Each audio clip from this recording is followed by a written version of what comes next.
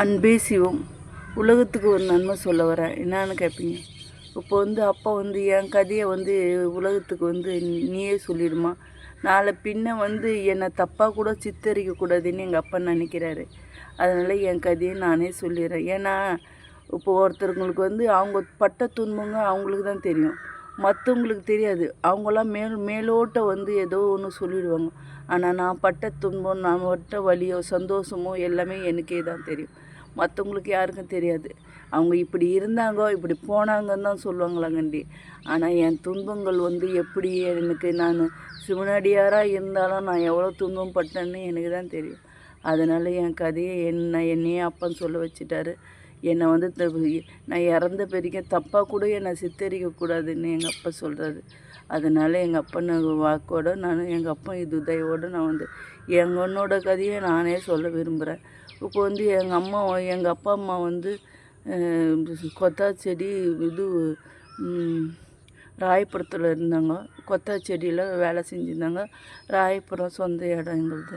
அங்கே இப்போ கூட எங்கள் அம்மா அப்பா எல்லாம் சொந்த பந்தெல்லாம் இருக்கிறாங்க.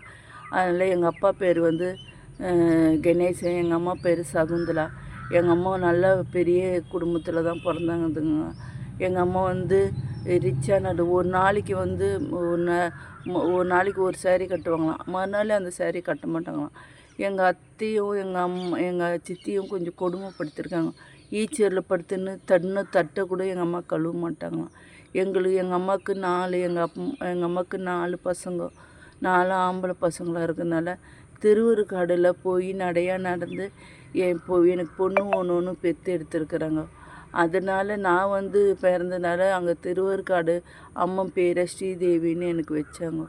இப்போ எங்கள் அம்மா 1 வருஷ காலம் எனக்கு அப்புறம் ஒரு குழந்த நின்றுது. அந்த குழந்தையால் இன்னும் கர்ப்பப்பையில் கட்டி எங்கள் அம்மா இறந்துட்டாங்க. அதோடு எனக்கு துன்பங்கள் ஆரம்பிச்சிடுச்சு. எங்கள் அப்பா 2வது எங்கள் அம்மாவோட தங்கச்சியை கட்டிக்கின்னு அந்த இடத்த விட்டு அப்பா இங்கே எருக்கஞ்சேரிக்கு வந்துட்டார். எருக்கஞ்சேரிக்கு அங்கே தான் நாங்கள் கொஞ்சம் காலம் அங்கே ஒரு எத்தனை வயசில் கிளம்பி வந்தார் தெரியாது. ஆனால் அங்கேருந்து கிளம்பி வந்துட்டு நான் எருக்கஞ்சேரியில் 10 வயசில் தான் எனக்கு எல்லாம் கஷ்டம் நஷ்டம்லாம் தெரியும். அதுக்கு முன்னாடி தெரியாது எனக்கு எது நடந்ததுன்னு.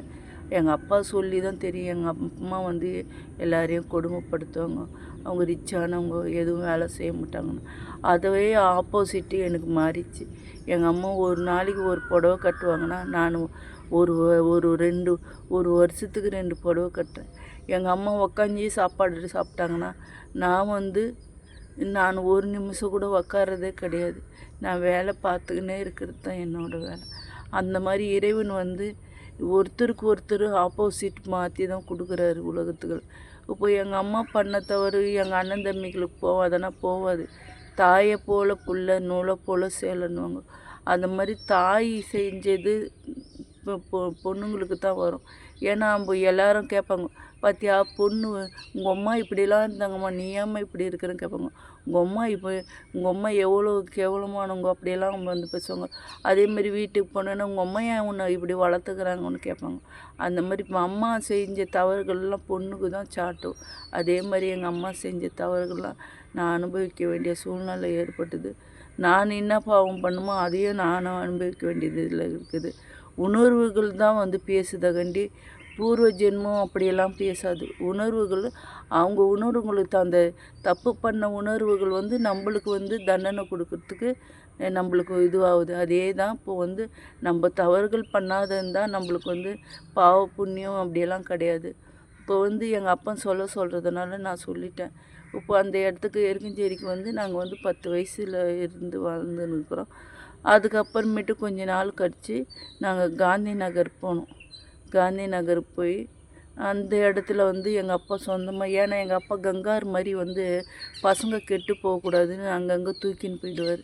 அங்கங்கே நான் வளர்க்குறதுக்கு கஷ்டப்பட்டுக்கின்னு அங்கங்கே கெட்டு போயிட்டு போகிறாங்க பசங்க அப்படின்னு ஊருக்கு தூக்கின்னு போயிடுவார். அந்த மாதிரி நாங்கள் அதுக்கப்புறம் 10 வயசுக்கு மேலே நாங்கள் காந்தி நகர் போயிட்டோம். அங்கே காந்தி நகர் தான் நான் 18 வயசு வரைக்கும் அங்கே தான் இருந்தேன்.